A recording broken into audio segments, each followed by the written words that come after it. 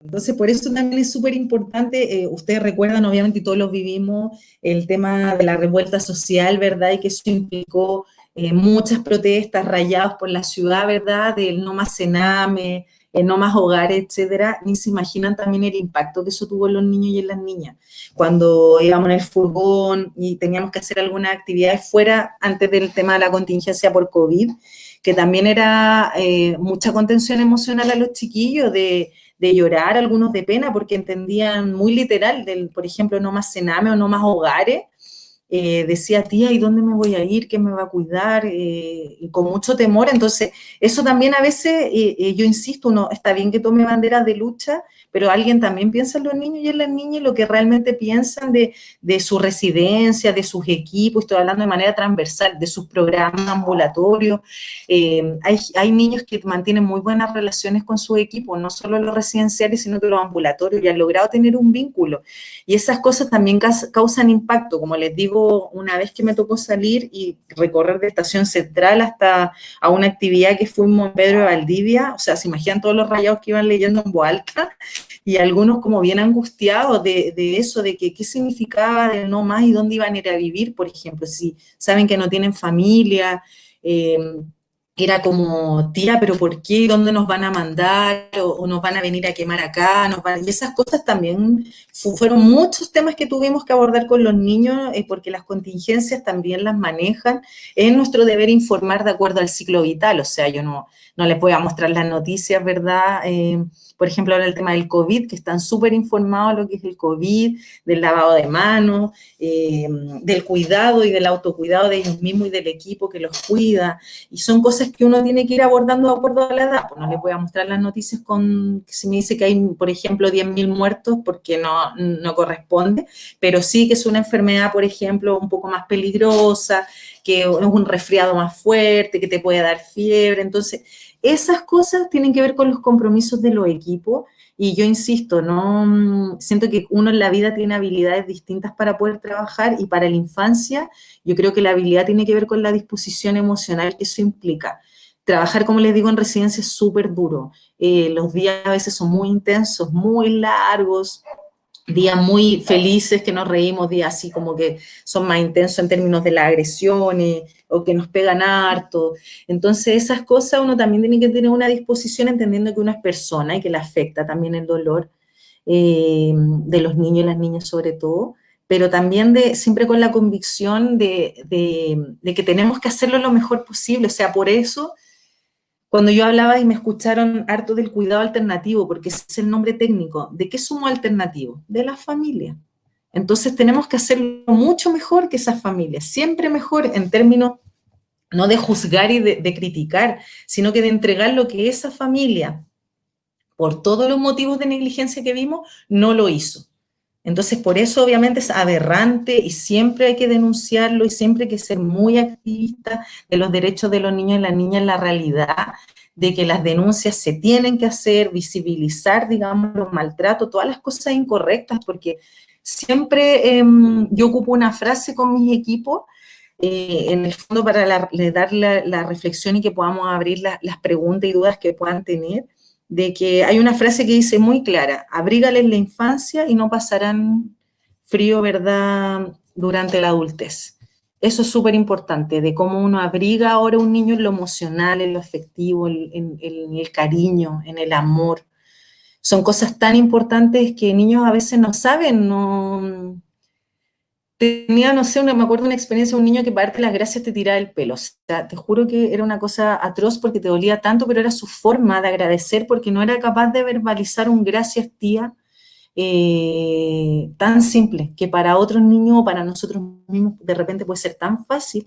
A niños que han tenido cortes importantes en su desarrollo vital, de que son muy pequeños y han vivido cosas horribles en sus grupos familiares, como les decía, no solo el maltrato, sino que tienen que ver con la exposición al microtráfico, a las armas, niños, por ejemplo, que le tienen mucho miedo a los balazos porque vivían en lugares donde los balazos era pan de cada día, entonces sueltan un ruido fuerte y creen que es un balazo y que nos puede llegar a algo, entonces ese tipo de cosas no hay que olvidarla ni pasar por alto para una intervención. Ahora, Respeto mucho. porque yo en los chats no veo, así que tú lo haces. Sí, no te ¿Sabes? preocupes. Ya. Primero, creo en general que la última frase que dijiste nos llega a todas las personas que intentamos de una u otra manera contribuir dentro del espacio de infancia. Y es porque creemos justamente en eso, en esta consigna de que primera infancia eh, y también el desarrollo de jóvenes es el espacio en donde mayormente se puede incidir para generar cambios significativos. Ujú. Eh, Hay varias preguntas que surgen dentro del chat.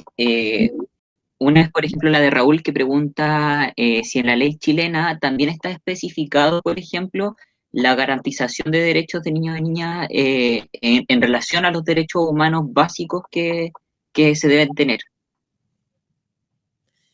Bueno, en relación al tema de la política de infancia, ustedes también como es de conocimientos ha avanzado muy lento. O sea, por ejemplo, que tengamos una defensora de la niñez, que usted ya todos la conocemos, ¿verdad? Y que es una persona a quien yo admiro mucho, tiene mucho power, la Pati es seca, como se dice, en términos de la defensa. Y imagínense que eso hace un par de años. Estamos muy al debe, las garantías, no existe todavía la ley de garantías, que eso está durmiendo en el Congreso hace también un montón de tiempo, y lo que tenemos en el fondo es esta política, como yo le digo siempre, un poco a medias.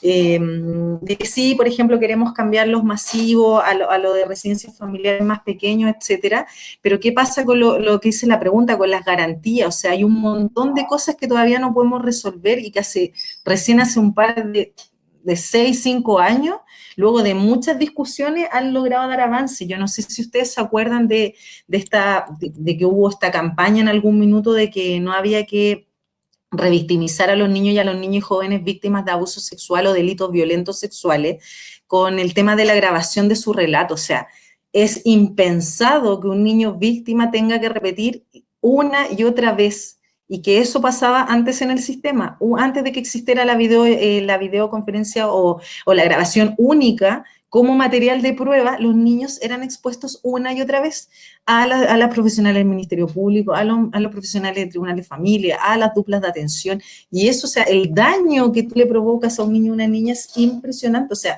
hasta puede ser incuantificable en términos de sus propios recursos. Hay niños que tienen un montón de recursos y otros que hay que potenciar, los niños, como cuando hablamos de la resiliencia, ¿verdad? Que eso también es tan importante trabajarlo con los chiquillos y las chiquillas, pero hay niños que no lo tienen y uno tiene que instalar esa capacidad, instalar esa herramienta. Entonces, a la pregunta del término de leyes, estamos atrasados, seguimos viendo a los niños y pasamos al otro extremo del niño, ya a veces no es como víctima, ahora siempre está enfocado mucho recurso y mucha discusión a los chicos infractores de ley, que no tienen nada que ver con los niños que están en protección. Entonces terminamos escuchando, hablando de niños agresores, niños delincuentes, y se nos pierde el foco, ¿verdad? Porque ya tienen 14, imputable ante la ley, pero ¿qué pasa con todos los niños que están en protección? O sea, yo siempre le digo a los equipos, para mí no es un fracaso personal, o sea, es un fracaso institucional, no es solo un fracaso, perdón, personal e institucional,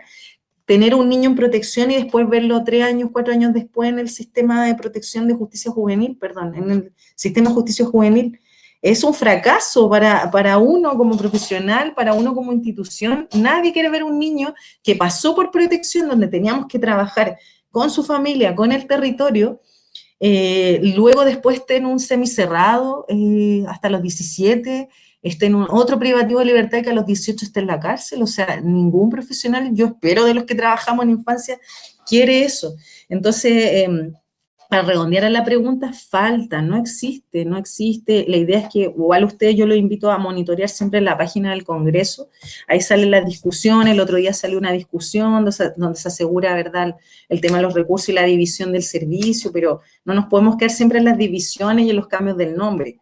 También entendiendo que estamos en un servicio que todavía tiene el nombre de menores, o sea, es como, wow, como también el lenguaje crea estas realidades. Cuando usted escucha la noticia, encontramos a 5 menores y ya está la lógica del objeto que necesita protección. No, no es que necesita solo protección, necesita derechos y que esos derechos se cumplen. Exacto, concuerdo mucho con tu argumentación. Eh, Florencia también hace la consulta de cómo los tutores profesionales podrían ser garantes de derechos de las niñas si están insertos y responden bajo legislaciones subsidiarias. Creo que ahí igual lo hemos abordado bastante en relación a que todos y todas, independiente del rol que cumplen, son garantes de derecho. Sí, por ejemplo, ahora que estamos en este chat, como así en confianza entre todos y todas, ¿verdad? Yo siempre trabajé en colaboradoras externas al servicio, es primera vez, yo cumplo un año ahora, es primera vez que trabajo en la administración directa, claro, y uno carga, ¿verdad?, que trabaja en el servicio y ni se imaginan lo mal que lo he pasado con las últimas funas, porque la gente lo carga, digamos, a uno como persona, y ha sido súper tremendo también para mí con estas contradicciones de la vida misma, ¿verdad? De uno de las decisiones que toma en la vida. Pero cuando yo decidí postular, por ejemplo, a este cargo, porque uno postula a la administración directa por concursos públicos, por empleos públicos, donde la Contraloría toma conocimiento de tu nombramiento, etcétera, y hay todo un proceso ahí en la transparencia, o sea, la gente que lo pueda buscar, yo gané un concurso, que eso implica un montón de evaluaciones psicológicas, pruebas, etcétera. Entonces, a lo que decía ahí la compañera, independiente de donde uno esté trabajando, es el garante y uno puede hacer una denuncia, ya sea en la vía policial, en la PDI o en el mismo tribunal de familia, independiente de donde estemos trabajando. Por eso yo les contaba que también hay un orden de esto, no es que yo hoy día llame y haga una denuncia, yo tengo un protocolo que se llama Circular 6 y las colaboradoras tienen el Circular 5, donde es nuestro deber, sobre todo cuando un adulto ejerce algún tipo de vulneración en cualquier sistema, porque también hay en ambulatorios donde hay profesionales que vulneran los derechos de los niños con malos tratos, ¿verdad?, verbales, a la familia, etcétera. Existen estos, digamos, formatos que tenemos que activar, porque también es súper fácil decir, no, no lo voy a activar porque eso implica un montón de gestiones después, pero esa es nuestra responsabilidad, informar a la institución correspondiente para que ellos investiguen. Yo, por ejemplo, cuando decía la pregunta, si yo tengo un tutor, una tutora, un educador de trato directo, un profesional que ejerce un tipo de maltrato, no es mi deber investigar, mi deber es denunciar. Denunciarlo para que las entidades, digamos, hagan la tarea que les corresponde. Y esa denuncia dentro del contexto de residencias, por ejemplo, ¿cómo se efectúan? Por ejemplo, si es algún tutor o cuidador de trato directo, se hace directamente a dirección, pero ¿qué pasa cuando esas denuncias, por ejemplo, se tienen que realizar directamente a dirección? ¿Cómo sería? ¿Está habilitado este sistema? Sí, bueno, en todos los hogares de protección existe un libro de novedades que se llama, o libro de acta, libro del día a día, etcétera, que en el fondo hay una persona que es responsable, puede estar designada por la directora o el director, o en su rol, coordinador de turno, se le llaman encargado de casa, etcétera, que tiene, ¿verdad?, la obligación de escribir en este libro todo lo que pasa en un día y una noche en un turno en un hogar. Y a raíz de eso, a lo que, como para redondear y ampliar un poquito la pregunta, uno hace esa denuncia no solo por el trato directo, los niños están súper empoderados en denunciar en los temas ambulatorios e interresidenciales. Por eso se llama la toma de relato. Si yo voy y un niño, ¿y por qué es tan importante la figura significativa de los que somos jefaturas en esta instancia? para evitar de repente, lo mismo el niño dice, no le dice a su psicóloga o no le dice al compañero, no le dice a su tía, como le llaman, o generalmente tío. De repente yo tengo muchos niños que piden hablar directamente conmigo. Yo quiero hablar con la directora, lo recibo, ¿qué pasa? Mire, es que tía sabe que el otro día yo iba para acá y el tío me gritó un garabato porque yo tiré un zapato, por ejemplo, y se me cayó al techo. ¿Y qué garabato te gritó? Esto. Y ahí a mí me corresponde activar igual una circular. Después el tribunal me va a decir, ya, mire, un garabato, no ejerció, digamos, algo directo, grave, hay que buscarle una sanción al funcionario. O sea, así funciona. Pero también yo puedo estar en la lógica, no solo yo, ¿verdad? Digamos, la figura que manda a una residencia o un hogar, en la lógica de decir, ah, ya, pero filo, fue un garabato.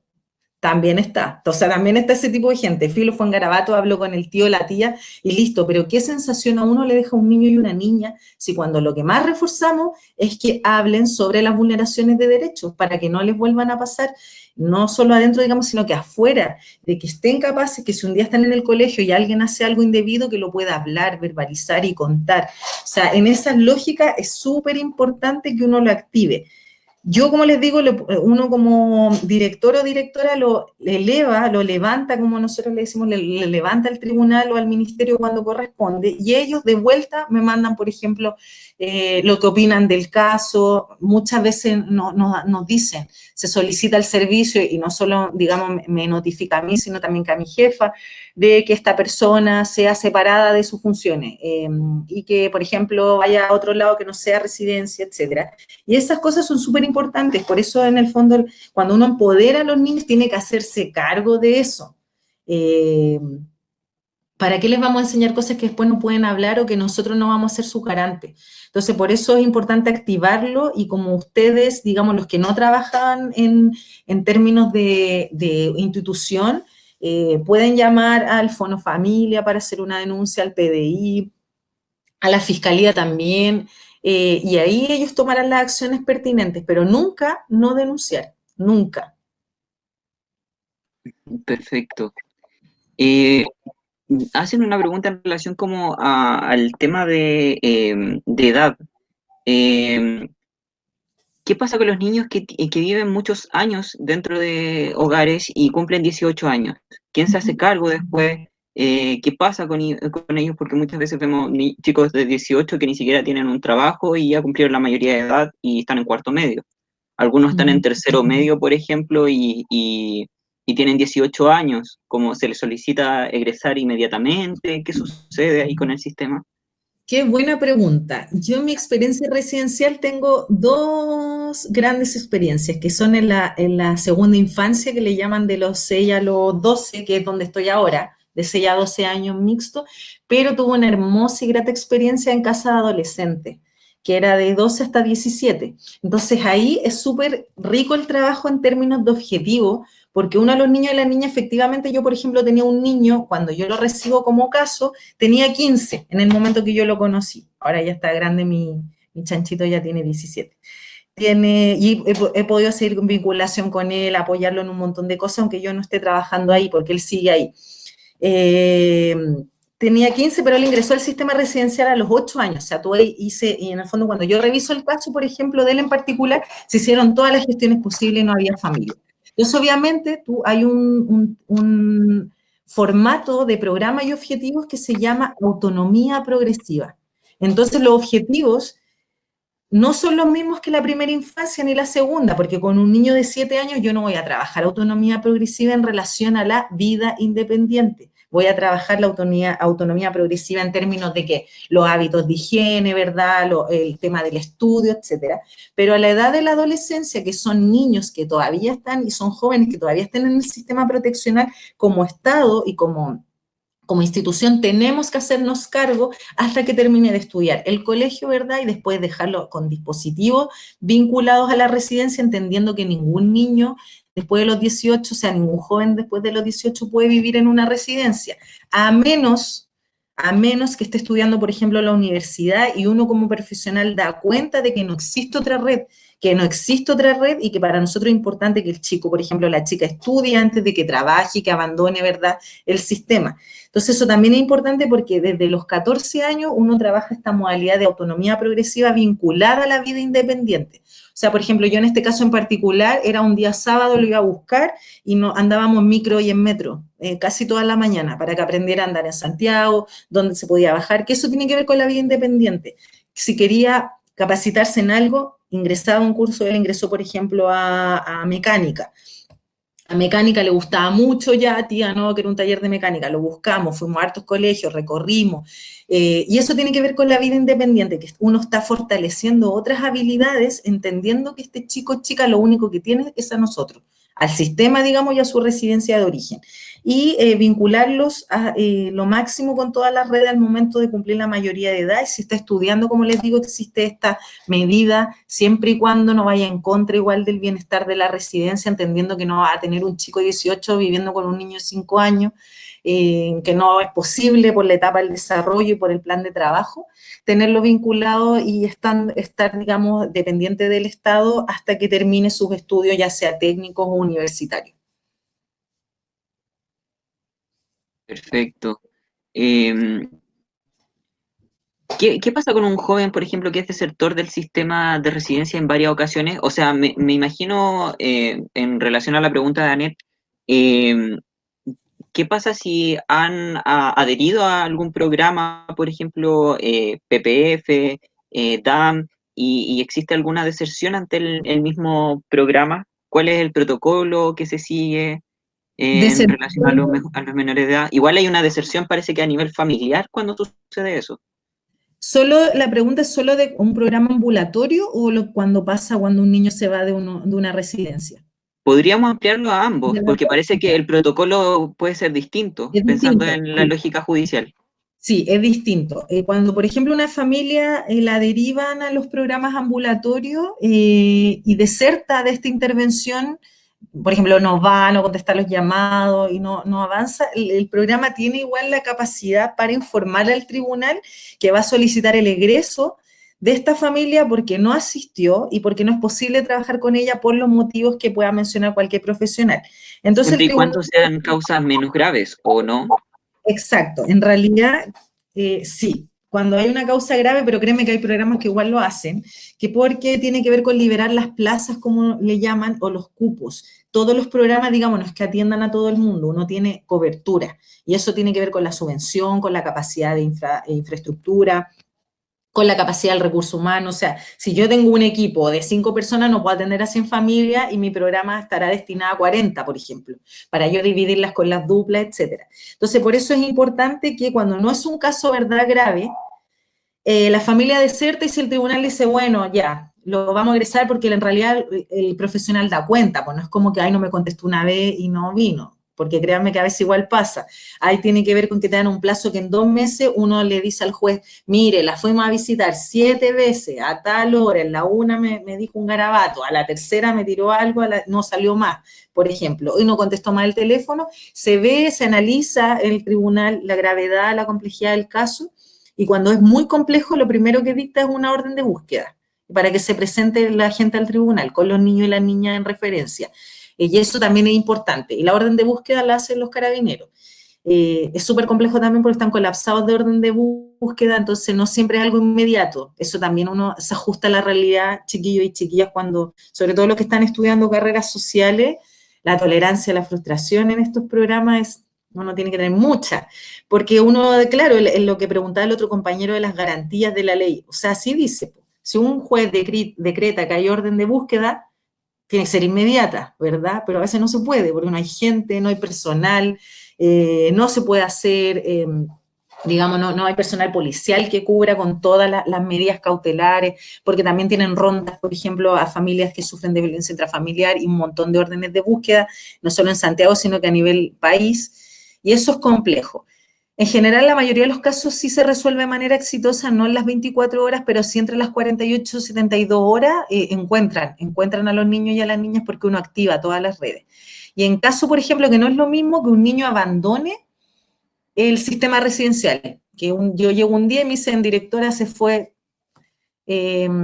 Carmen de la residencia. Yo, ya, pero hay uno también tiene un protocolo distinto, que es llamar, ¿verdad?, a carabineros, dar el aviso, ver qué pasó, si hubo un conflicto interno, si el niño o la niña quería, digamos, en términos técnicos no se dice arrancarse, no huir ni fugarse, se dice hacer abandono. Ese es el término técnico, que hace abandono del sistema residencial y uno también lo activa y generalmente funciona rápido esa orden de búsqueda porque son niños que mayoritariamente no tienen dónde ir. O si se van a su casa, entonces lo encuentran de manera inmediata porque sabemos que obviamente que el hacer abandono lleva a otras cosas y implica otras cosas. Y en términos como en la otro de lo ambulatorio, lo mismo. Nosotros también podemos solicitar las órdenes de búsqueda. O sea, si estamos diciendo a un juez que yo fui a hacer una visita y me pareció algo raro, de que no había nadie y que justo hay una denuncia, por ejemplo, de abuso sexual o de maltrato, yo le pido al juez por oficio que decrete la orden de búsqueda, que me llega, digamos, a mi poder y también a la policía. Le llega la instrucción y generalmente se ponen en contacto siempre con uno y para corroborar algunos datos de los niños y de las niñas y parten a la búsqueda. Entonces, por eso también es súper importante los roles de la comunidad, o sea, más que la comunidad, de los programas ambulatorios. Tener siempre los datos al día de la familia, siempre todas las personas que trabajamos con la plataforma Senainfo, que es la que nos rige en el fondo en la base de datos, es vital que la información sea verídica, porque así yo puedo sacar el número de teléfono, la persona relacionada con el niño, con la niña, esas cosas son súper importantes,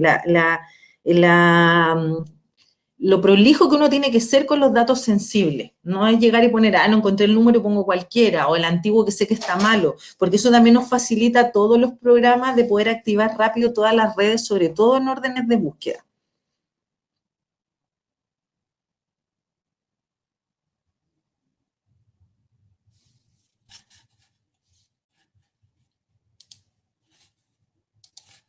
No sé si hay más preguntas. Perdón, te estaba hablando y tenía el micrófono apagado. Sí, hay dos preguntas, si es que no me equivoco, para finalizar. Eh, ¿Ya? una, o sea, Catalá Alejandra pregunta, ¿qué sucede con las familias que reinciden constantemente y ponen en peligro a sus niñas? ¿Cuál es el manejo que se tiene ahí dentro de la residencia? Cuando la familia transgrede, digamos, luego después de si me puede aclarar, si después de que los niños egresan con familia, vuelve, digamos, a ocurrir la vulneración, o Exacto. las familias que están en los programas ambulatorios. Eh, Podríamos responderlo desde las residencias, pensando en que la charla está pensada en este dispositivo particularmente. Mira, en la residencia, obviamente cuando un niño ingresa, un niño o una niña joven ingresa, uno ya tiene este diagnóstico, o sea, elabora el diagnóstico familiar. Por eso yo les decía al principio, era súper importante el trabajo con conciencia del equipo, el trabajo acabado del conocimiento de quiénes componen este grupo familiar, porque uno no puede emitir un informe psicosocial de intervención solicitando el egreso de un niño o niña joven a una familia que en todo ese periodo de tiempo, por ejemplo, 6 meses, no ha logrado nada. O sea, yo recuerdo, por ejemplo, muchos casos que son muy parecidos, pero niños en distintos contextos, de una mamá en particular o un papá que no va a la visita, porque los niños tienen visita, ¿verdad?, en su familia, de acuerdo a la institución, etcétera, que no podía, bueno, me dan todas las explicaciones, que no podía, que tenía plata ya, pero le pagamos el pasaje, ya, pero podemos acercarla a otro lado, no, es que ya, y finalmente después como la gente, uno utiliza un teléfono celular para comunicarse, ¿verdad? Después yo me encontraba esto con WhatsApp, esto de publicar historias, a las mamás, a los papás carreteando, en otra, en la playa, y no yendo, dejando de visitar a los niños 3 meses, 2 semanas, etcétera. Entonces, por eso ahí uno también dice, wow, ¿cuál es el interés de esta persona de recuperar el cuidado y de que nos va a asegurar que este niño o niña esté bien en todas las condiciones y que tenga todo lo que necesita para desarrollarse de manera adecuada y óptima? Y ahí en el fondo lo que uno le dice al tribunal, mire, y uno, como se dice, también contrapone a la familia. Mire, usted llevamos 4 meses y no ha avanzado en nada lo que le ha solicitado al tribunal, tampoco su dupla, le pongo 2 meses más porque se va a acabar la medida. Tiene que hacer esto, esto y esto otro. Y en esos 6 meses, Si no cumplió nada, es mi deber informarle al tribunal que esta persona no vamos a trabajar más con esta persona y que nos dé un poco más de tiempo para hacer este rescate de otra figura significativa o de un tercero. Por eso a la pregunta que estaban haciendo ahí, eso es fundamental. Tener el conocimiento claro de también de cuál es la disposición real de recuperar a los niños y a las niñas, entendiendo que no, yo no discuto que son los papás, como les dije al principio, las mamás, etcétera. Pero si yo sé que va a llegar a tener la misma calidad de vida que tenía antes o peor, es mi deber también informarlo al tribunal para que esa persona ya se tome otra decisión. Generalmente cuando vamos descartando por los despejes familiares, llega un punto que uno ya no tiene más familia. Entonces ahí también le solicita al juez que podamos abrir una causa de susceptibilidad de adopción para que el niño tenga el derecho a vivir en familia. Y hay familias, como les digo, que no, posibilidad del cambio nulas. Hay algunas que no tienen ninguna posibilidad por un tema de mucho también estructural de la misma familia. O sea, una persona que lleva consumiendo pasta base desde el embarazo de un niño y el niño tiene 7 años y ha pasado por 3 residencias, es muy poco probable el trabajo real con esa persona. Y eso uno también tiene que ser súper responsable de mencionarlo en los informes, como les digo, y también a la misma familia. O sea, eso también, chicos y chicas, es fundamental. La claridad y la verdad y la transparencia a la familia y a las familias. Decirle, por ejemplo, señora Carmen, usted no ha cumplido tanto, no podemos trabajar con él, el niño necesita vivir con una familia, requiere, ¿verdad?, de un cuidado de una familia, tiene un montón de recursos, el chico o la chica en referencia, nosotros le vamos a informar al tribunal que con usted no vamos a trabajar más hasta que no cumpla en un plazo de tanto. Y el tribunal, como les digo, obviamente recibe el informe y dice, oh, me están informando que esta señora no ha hecho nada, entonces, por ejemplo, le voy a decretar la medida de alejamiento porque no conviene que lo vaya a visitar, porque hace que el niño retroceda todos los avances que ha obtenido en el trabajo interventivo, por su inestabilidad, o sea, esa gente que deja de ir a ver a los niños, no le avisa a nadie, también para los niños súper angustiante, no saber lo que le pasa a su familia, ese tipo de cosas uno como profesional tiene que ir modelándolo. Obviamente a la primera no vamos a crucificar a alguien y decir, oiga, usted no vino una vez, no lo viene a ver nunca más, pero si vuelve a ocurrir, me puede llamar media hora antes, me puede avisar si puede o no llegar, esas cosas en el fondo, uno tiene que también devolverle la responsabilidad al adulto y a la adulta que está a cargo de ese niño y niña, porque como les decía, muchas de las veces la persona se olvidó de su responsabilidad. A mí hartas veces me han dicho, bueno, pero si usted está a su cargo, ya le digo, pero yo no soy la mamá y nunca voy a hacer como usted, lo que él necesita, el niño no me quiere a mí, la quiere usted, por ejemplo. Entonces esas cosas es bien importante como siempre mantenerlo en consideración. Perfecto. Bueno, hay algunas, hay dos preguntas más. Eh, con esa yo creo que terminaríamos. Una es de Liliana y la otra es de Lautaro. Ya. Mencionar también que hay hay un comentario de una compañera que se llama Catalá, Alejandra, que menciona que es muy importante la claridad y la certeza con la cual te has expuesto los diversos temas, principalmente pensando en cómo se ha tratado igual a los niños en relación a la contingencia nacional debido a las movilizaciones sociales, etcétera. Eh, que me pareció interesante igual resaltar eso. Eh, Liliana pregunta, ¿qué ocurre cuando existe vulneración grave entre pares en una residencia? ¿Cuáles son los protocolos? Súper importante también la pregunta del tema residencial. Obviamente los niños no viven solos y solas, generalmente son mixtas o algunas son masculinas o femeninas. Obviamente, cuando tú juntas, ¿verdad?, a varios niños con distintas complejidades que comparten un espacio en particular, una casa en este caso, un centro, pueden ocurrir peleas, discusiones de cosas muy de la edad, pero que se pueden agravar, digamos, en términos del conflicto. La participación y la supervisión del adulto es fundamental. O sea, si hay un niño, por ejemplo, un niño X, que en una pelea por una pelota va y le pega un patadón a otro en la cara, esto no estoy inventando, son cosas reales, un patadón en la cara y le deja así un ojo y al otro día tenía una visita el niño, ¿cómo yo le voy a explicar a esa mamá, verdad? Porque tengo que asegurar que sus hijos estén bien en el sistema residencial. Eso también se aborda y tenemos distintas técnicas. Una, por ejemplo, cuando hay un tipo de lesión, tanto para los adultos como los niños. Cuando hay un tipo de lesión importante, mi deber es informarle al adulto, ¿verdad? Por teléfono, digamos importante, no es que un niño le haya hecho un corte a otro, yo trabajo con niños más pequeñitos que básicamente sus peleas son más de golpes de puño, de pie, que te tiro el pelo, y esas cosas obviamente si un niño va y rajuña a otro le va a dejar una marca.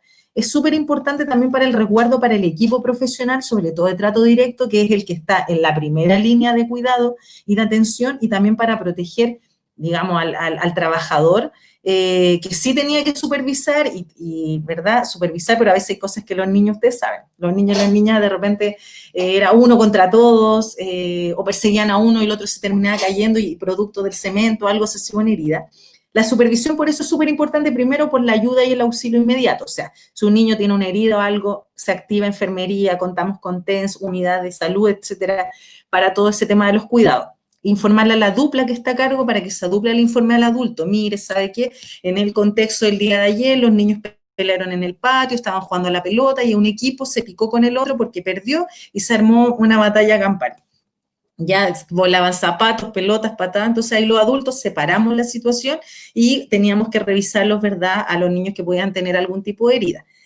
Eso primero también, en el caso, por ejemplo, si un niño tiene un golpe muy fuerte producto de una caída o de un golpe de un grupo de par, igual hay que informarlo a tribunal de familia, porque deja una lesión. Por eso nosotros tenemos unidad de salud, TENS o enfermeras a cargo, porque podemos hacer contratación de lesiones de manera interna para los tipos de, digamos, las agresiones que más se nos repiten intraresidencialmente son mordedura, rajuño, golpe de pies y puño en el cuerpo. Entonces te queda un hematoma, ¿verdad? Entonces tenemos el protocolo de una contratación interna por nuestra encargada de salud de decir, mire, allá, digamos, anotar el hematoma, de qué se produce, se le entrega, ¿verdad?, hielo local o lo que la enfermera lo determina en ese minuto, y en el caso, porque ese es un protocolo, ¿verdad?, el protocolo así como lo más leve, pero en caso de que un niño, por ejemplo, va y se le cae un diente de una patada, uno activa el otro protocolo que es derivarlo inmediatamente a urgencias con el auto institucional, con un cuidador, etcétera, para informar, o sea, para en el fondo para la recuperación pronta y de que esté bien el niño o la niña. Eso es como primero, lo de salud es súper importante mencionarlo. Siempre constatamos lesiones de manera interna o externa, por un resguardo también para los niños y niñas y también para la gente que trabaja en la atención directa. En términos de intervención, la dupla tiene que informarle al adulto responsable, por ejemplo, mira, ayer lo que le estaba diciendo, hubo una pelea en la cancha y se fue de las manos, digamos, en lo que fue la intensidad del partido de fútbol y terminaron algunos picados y otro le tiró un zapato y le quedó aquí marcado. Entonces uno le tiene que avisar, obviamente a la gente, pasó en este contexto, usted le puede preguntar, pero yo le quiero avisar por si le veo un moretón acá, pasó por eso, y eso lo hace la dupla o lo puede hacer la directora o el director a hablar con la familia. Idealmente uno como director y directora toma ese rol porque es la encargada, ¿verdad? Y la dueña, digamos, de este espacio de casa y es la autoridad con la que también se relaciona la familia. Y el otro paso es con el grupo de pares. O sea, eso se trabaja en algo que le llamamos círculo de confianza, le llamamos círculo de la amistad, tienen distintos nombres de acuerdo a la institución en la que esté, donde hablamos de estos problemas. Chiquillo, ¿qué pasó hoy día en la tarde? No, es que tía, él iba para allá, hizo un gol y se picó, me tiró un garabato, yo me piqué, me dijo que mi hermana, porque son así, peleas de niños chicos, y que no, yo le pegué a él porque él es mi amigo y lo defendí, etcétera. Entonces eso también se aborda cómo vamos a enfrentar cuando tenemos rabia, hablamos de un mapa de emociones, de cómo nos sentimos después de eso, cómo te sientes tú después de pegarle a tu compañero si ayer eran súper amigos, no, tía, me siento mal, me equivoqué, le pegué muy fuerte. Entonces, ese tipo de cosas también es importante porque como iba la pregunta, diferenciar, que hay un protocolo en términos de salud y de circular. Como les digo, yo informo al tribunal y el tribunal me puede decir de vuelta, ya era una pelea de grupo de pares, pero cumplimos con informar. ¿Ya? Y la otra que tiene que ver con el trabajo diario con los niños y las niñas. Ese trabajo está siempre a cargo de los tutores o los educadores de la casa, en particular o del espacio en particular, con alguna participación de la dupla, que eso también es súper importante, sobre todo las psicólogas que trabajan mucho el tema de la regulación de la emoción, de cómo expresamos la rabia y el enojo, y de los directores también porque tomamos medidas. O o sea, los niños en eso son súper tajantes con el tema de las medidas, o sea, uno espera que digan, ya no importa si yo hago esto, no pasa nada, no, es como tía, no, si uno se porta mal, por ejemplo, no juega Play al otro día, cosas que esas son las cosas ricas de la participación, de que decir, oye, en realidad agredir a alguien está mal, eh, y obviamente ya me voy a quedar a jugar sin Play, pero en el fondo no puedo agredir a mi compañero y a mi compañera. Y esas cosas tienen que ser del trabajo diario. La agresión de grupo de pares siempre puede ir en escalada si uno como adulto no lo acompaña, si uno como adulto no supervisa correctamente. O sea, para mí es impresentable que cualquier trato directo me diga es que yo no lo vi. O sea, usted está en el patio. Esa es su función, supervisar la actividad del patio, vigilar la actividad del patio, acompañar la actividad del patio, jugar con los niños en el patio. O sea, porque yo no quiero tratos directos que, digamos, estén parados así como un poste en el patio. El trato directo tiene que ver con la intervención cotidiana, de yo estoy con el niño, juego a la pelota, juego a las cartas, me río, hacemos obras de teatro, etcétera, pero estoy en la intervención, y si no voy a jugar a la pelota, pero estoy ahí, me río, celebro los goles, eso tiene que ver con el vínculo. Por eso el trabajo de grupo de pares, porque la agresión siempre va a estar, o sea, hay niños que no saben conversar, en términos, como yo les decía, vienen tan acostumbrados que si yo hago algo malo, ¿qué hacía tu mamá? Te pegaba una cachetada. Si yo gritaba fuerte, ¿qué hacía tu papá? Te pegaba una pata. Entonces yo llego a un centro o una residencia y ¿qué hago con el que me gritó? Le pego. No, no voy a tener el espacio de conversación y de analizar. Por eso es importante siempre ir trabajando de que la violencia no es la forma, de que podemos conversar, que podemos instalar espacios de escucha activa. Hay niños que son súper buenos para conversar de sus cosas, niños no tanto.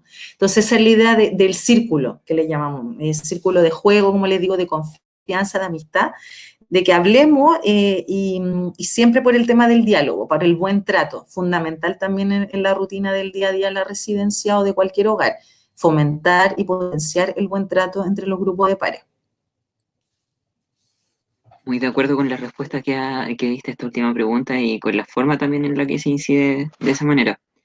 Eh, Quiero mezclar un poco las preguntas de Lautaro con la de Tiare, una voluntaria, que tienen que ver con el desarrollo a nivel educativo que tienen los niños dentro de la residencia, para explicitarlo un poco más, y de qué manera también ese desarrollo intelectual, por así decirlo, y del esquema de valores, se hace dentro de la residencia.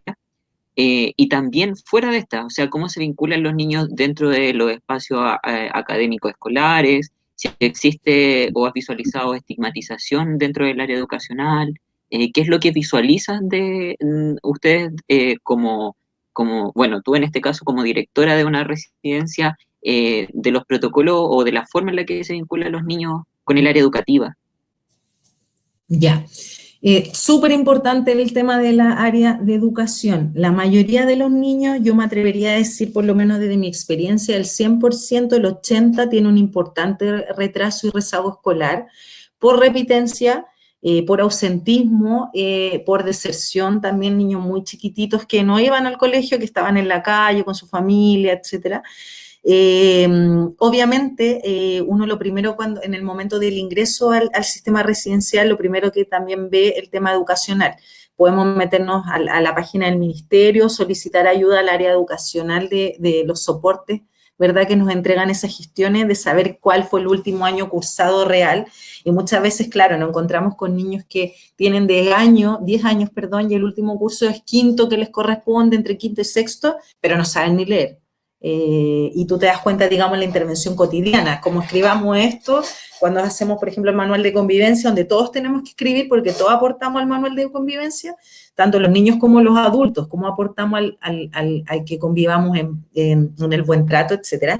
Y ahí tú te das cuenta que les cuesta mucho leer, que les cuesta mucho escribir, para qué decir, por ejemplo, operaciones básicas de matemática y menos los otros ramos y las asignaturas, que vienen de escuelas, la mayoría muy vulnerables, con muy poquitos recursos, donde ya presentaban algunos niños alguna trayectoria de temas conductual, lo que tú hablabas ahí de la estigmatización, o sea, era un niño que no estaba ingresado en ningún sistema residencial, pero por el tema conductual conductual, ya los colegios estaban muy estigmatizados con el niño conflictivo, el niño malo, el niña mala, el niño que capea clase, que le pega a los profesores, que le pega a los compañeros, que no entra a clase. Entonces, eso ha sido también súper importante de cómo trabajar con los niños y las niñas su vuelta, digamos, a clase.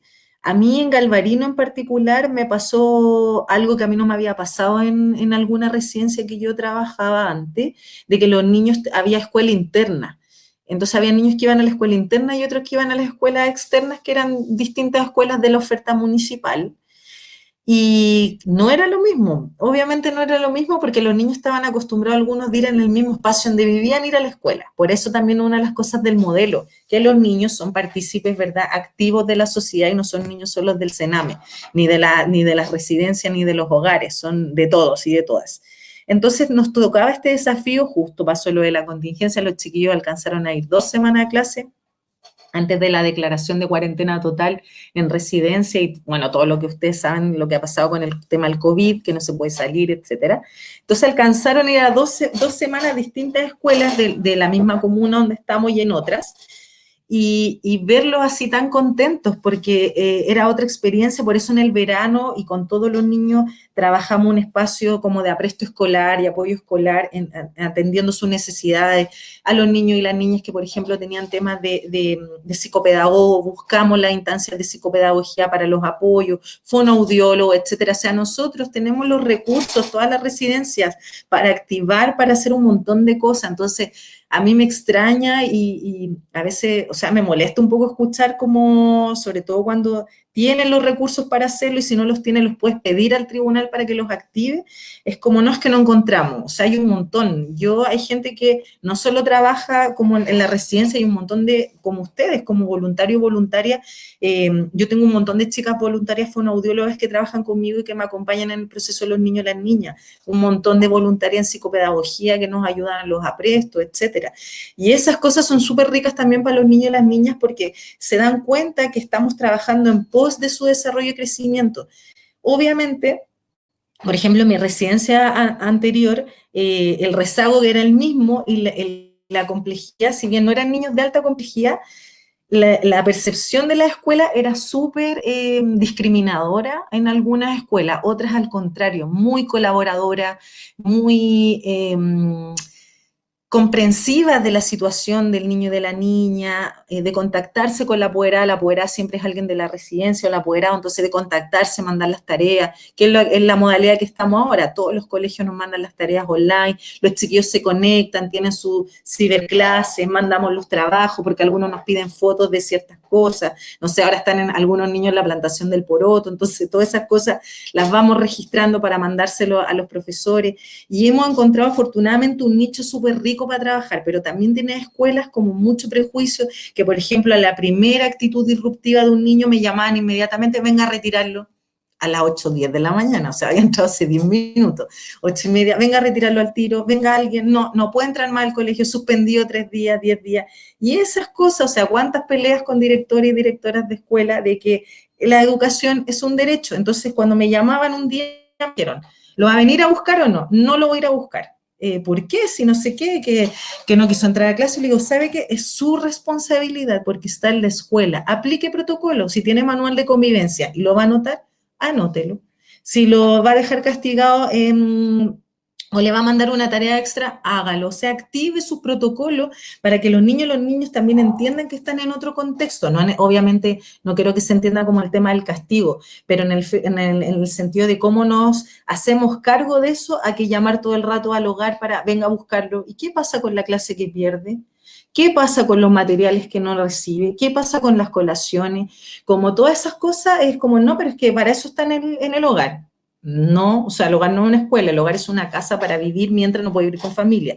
Entonces ahí uno se encuentra con estos desafíos y estos nudos críticos, pero también, como les digo, con gente muy propositiva, muy colaboradora, entendiendo, por ejemplo, que si tú tienes un niño de 10 años en quinto básico no sabe leer, imagínense el trabajo titánico que tenemos que hacer con activar el tema de la educación y también hacerle entender a esta profesora que por algunos hitos y hechos que han pasado en su vida que tienen que ver con vulneración, los niños no accedieron de manera adecuada a los colegios ya y a los jardines, etcétera. Y eso en el fondo es fundamental para la vida, o sea, la educación es la mejor herramienta que uno le puede entregar a cualquier niño, niña, joven en cualquier espacio, el conocimiento que les permita abrir el mundo. Hay niños que de verdad que no conocen más allá de la cuadra de su casa, de donde vivían, que conocen un puro canal, por ejemplo, de televisión o un tipo de música, un tipo de comida. O sea, cuando uno lleva a los chiquillos y dice, hoy día vamos a hacer cocadas, que uno cree que es como lo básico, porque a los niños les encanta hacer cocadas, ¿verdad? Hay mucho espacio y es como, ¿qué es eso, tía? Así como que es una cocada. Entonces, eso tiene que ver que la educación y cómo todos los actores nos ponemos la camiseta por los niños y las niñas de brindarles estas oportunidades y no ponerles al tiro en la lista, pero es que es del hogar. Es que es así, también tantas veces lo he escuchado de mis propias colegas en los colegios. Es que le es así porque vive ahí. Ya, que sí, con ese tono de voz como de víctima. Los chiquillos no son víctimas, son sujetos de derecho y tenemos que darle la oportunidad de desplegar muchas habilidades que a veces por todos los motivos de vulneración no pudieron desenvolverse de esa manera adecuada en esos espacios. Perfecto, Carmen. Y la última pregunta para cerrar el espacio, que creo que igual es muy importante, está vinculada a la existencia de hermanos dentro de las diferentes residencias. Me gustaría mezclarla así un poco con algunas dudas que han surgido a lo largo de nuestro trabajo como voluntarios dentro del sistema. Dice, cuando están en diferentes etapas etarias, ¿cómo pueden, en ese caso, trabajar la unificación familiar desde los mismos niños, niñas de la residencia? Me imagino qué pasa, por ejemplo, si hay un joven de 17 que tiene también a algún hermano o hermana dentro de la residencia que puede tener 3 años, 5 años, Ujú. pensando en que puede haber algún joven que está por salir o una joven que está por salir y puede a lo mejor eventualmente hacerse cargo de ese niño o niña.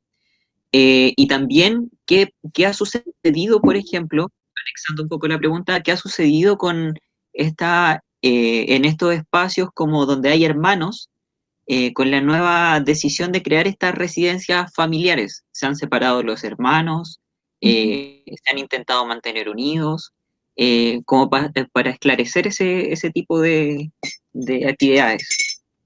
Súper. Bueno, eso también es súper importante mencionarlo porque muchos de nuestros niños y niñas ingresados al sistema residencial tienen algún hermano o hermana de diferente edad.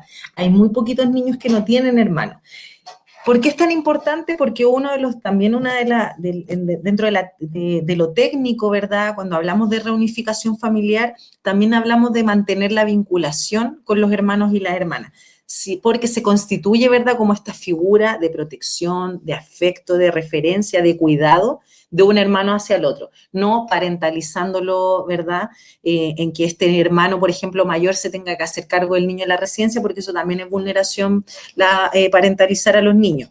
Que muchos niños de nuestros, por ejemplo, niños y niñas hermanos mayores tienen el tema de la parentalización porque sus adultos obviamente no los cuidaban y asumen este rol protector que no corresponde a la edad. O sea, imagínate un niño de 8 años cuidando una de 4, tengo niños de 6 cuidando de 3. Entonces, súper tremenda también la carga que llevan los niños y las niñas en lo emocional. En términos de la vinculación, como les digo, y a la pregunta, efectivamente en una residencia, en un hogar, un niño de 17 no va a estar con un hermano de 3, un hermano de 15 tampoco de 6 por los rangos etarios. En la mayoría de las residencias de este país está por rango etario, si es primera infancia, segunda o la adolescencia, ¿ya? La primera siempre es de los 0 a los 5 años, 11 meses, 29 días, la otra es de los 6 a los 12 y la otra es de los 12, lo mismo, cumpliendo los 13 hasta los 17 años, 11 meses.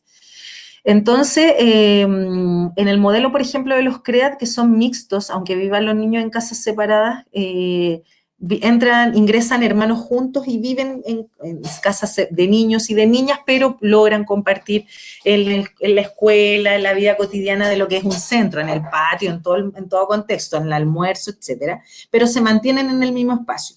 pero también nos ha pasado de niños un poco más grandes que tienen hermanos en segunda infancia, donde están en otra residencia, ¿ya? Eso también es una separación grave, igual para los chiquillos, para las chiquillas, que resienten mucho la separación, que lo entienden también que no, por la edad, etcétera, no pueden estar juntos, porque también hay un resguardo para los otros niños y las niñas que viven más pequeños. Es súper importante como equipos de trabajo mantener la vinculación y fortalecer ese vínculo, pase lo que pase.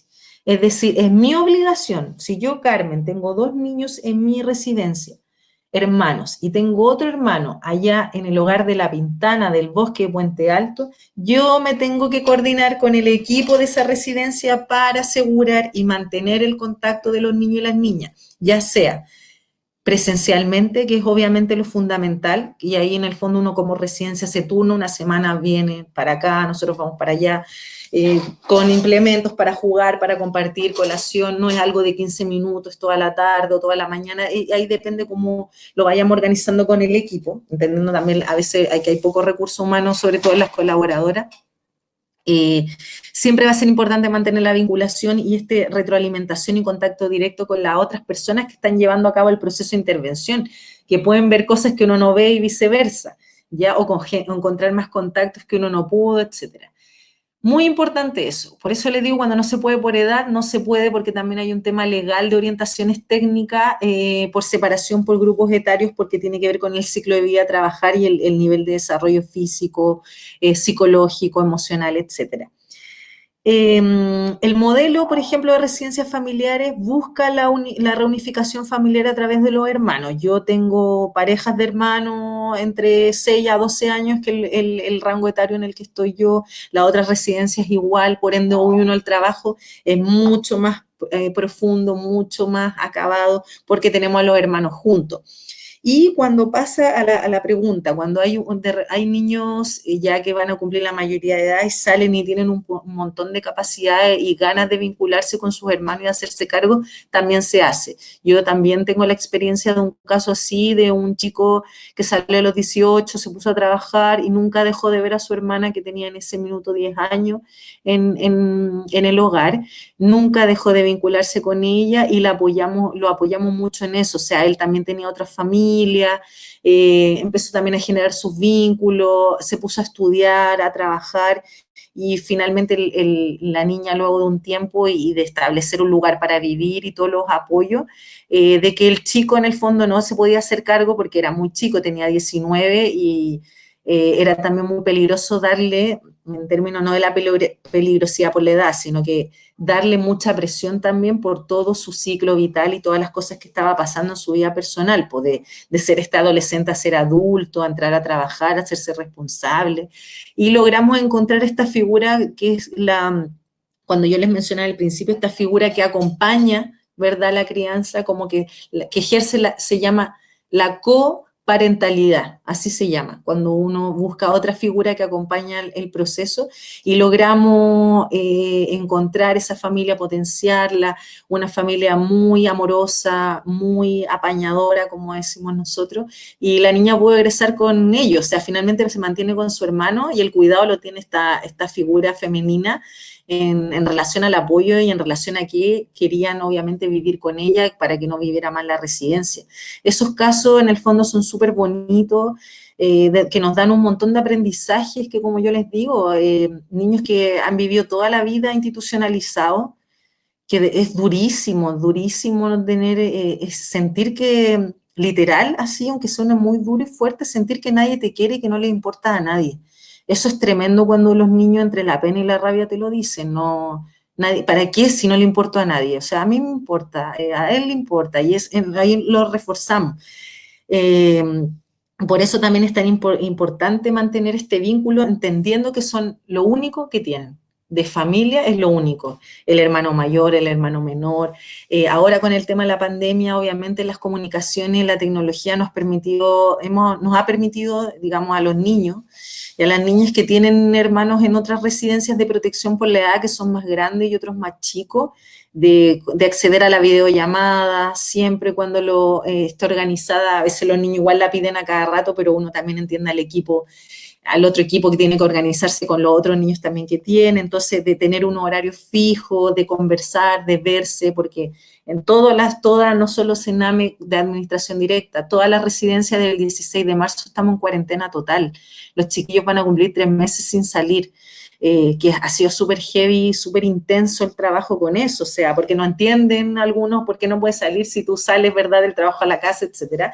Es como, ya, pero igual puedo ir, podemos ir al parque, entonces todas esas cosas han sido bien complejas y por eso es tan importante mantener esa vinculación, porque obviamente el tema del COVID ahora, que es el tema, ¿verdad?, nacional e internacional, de saber cómo está tu hermano, tu hermana, y en eso los profesionales tenemos el deber de coordinarnos, o sea, no que nos llegue una resolución del tribunal que nos diga, oye, por favor, coordínense con el otro hogar para que se hablen los hermanos. O sea, es obvio que tiene que estar dentro de nuestro plan de intervención, mantener la vinculación y a lo que me preguntaban al final, sobre todo si hay hermanos que van a cumplir la mayoría de edad y que tienen toda la intención de mantener ese vínculo, hay que protegerlo, hay que cuidarlo y hay que fomentarlo y entregarle todos los apoyos que requiera en algún momento determinado hasta que después sin ningún dispositivo de salud, digamos, muy encima, de educación o ambulatorio de los colaboradores, esté encima para que puedan en el fondo desarrollarse de manera óptima y adecuada de acuerdo a asegurar la calidad y la condición de vida. Perfecto, Carmen. Para ir cerrando, quisiera agradecerte como subcoordinador de Grupo Buenui el haber estado el día de hoy con nosotros. Creo que ha sido en muchas maneras, en muchos sentidos, muy enriquecedor la cátedra que nos pudiste brindar y también el espacio de conversación. Me gustaría igual solicitarle a Liliana, si es que está por ahí, y si es que el audio la acompaña también, poder decir unas breves palabras para cerrar y también pedirle a las personas que están conectadas, igual sé que se fueron algunas por temas personales, pero al resto me gustaría también que pudieran prender sus cámaras de a poco para también tomar una fotografía general de este espacio, manteniendo obviamente el micrófono apagado, pero para tomar una fotografía del espacio de formación de voluntarios y de personas igual que contribuyen a la sociedad civil y al trabajo que realizamos desde la infancia. Liliana, adelante. No sé si me acompaña, César. Sí, se escucha. Ah, ya. Bueno, sumarme las palabras del Pancho, agradecer infinito a Carmen por habernos hecho esta gran exposición. Yo creo que el tiempo se nos hace corto entre todas las preguntas que van surgiendo. Creo que hay una dinámica muy importante de lo que es un conversatorio. Creo que todos nos vamos con muchas nuevas risas sobre lo que es el trabajo en residencia, cómo los niños, niñas y jóvenes llegan a estas situaciones, y también una reflexión súper importante que tiene que ver con respecto a la temática tal vez no más Sename, sino que es también entender un poco que el Sename no es todo, hay por detrás muchas otras cosas que se pueden hacer de manera preventiva, como es el tema de la vivienda, lo laboral, lo educacional, la salud, y entender que esto no es responsabilidad de una única institución, sino que es un número de todo. Y en ese todo, de alguna u otra forma, cada uno de nosotros y de los participantes, como dice el Pancho, de la sociedad civil, tenemos alguna forma de aportar. Y yo creo que es lo que intentamos también hacer nosotros desde nuestro rol de voluntarios, es tratar de aportar dentro de lo que podemos. Porque en realidad todo lo que tiene que ver con la generación de la infancia, de alguna forma nos compete a todos. Así que agradecerte a ti, Carmen, por esta gran exposición y a todas las personas que participaron por el tiempo de haberse unido, así que esperamos que para todos haya sido sumamente provechoso. Súper, muchas gracias. Yo igual les quiero agradecer por digámoslo, por la sintonía, entendiendo la hora que uno es sábado y podría estar así haciendo un montón de cosas dentro de la casa, por supuesto, porque no hay que salir, que eso es tan importante, pero agradecer por las preguntas y todo. Yo siempre estoy a disposición. Creo que la Lili ha dicho algo fundamental que yo quiero cerrar con esa idea. La sociedad civil es importantísima en el tema del respeto y la garantía de los derechos de los niños, niñas y jóvenes de este país. O sea, sin los voluntarios, sin las organizaciones, las ONG, el trabajo no se podría hacer como se lleva a cabo. Son muy importantes, no solo en el trabajo directo como voluntariado, sino también con el tema de la denuncia activa, de la visibilización, de la autoformación, de exponer, digamos, las cosas que están pasando en la infancia, es fundamental. No es solo de un servicio, nos podemos llamar un día así, mañana de otra forma, etcétera. La infancia necesita una institucionalidad clara, garante de derechos, que invite, ¿verdad?, a todas las instituciones a trabajar en pos de los niños y las niñas y los adolescentes y los jóvenes.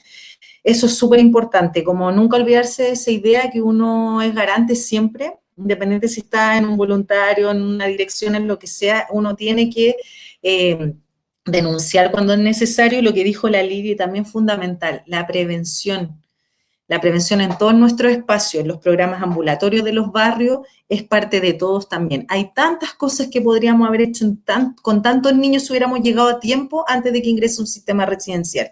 Y entendiendo también, para terminar esta idea, de que el sistema residencial tiene que ser de calidad, tiene que ser de excelencia, porque como les digo, estamos cumpliendo el rol de cuidado alternativo, que tiene que ser óptimo para los niños y para las niñas, pero en el fondo cuando la gente dice no, que no exista más, es imposible. O sea, hay niños que necesitan el cuidado alternativo porque no pueden seguir viviendo en las condiciones con las que viven en su familia.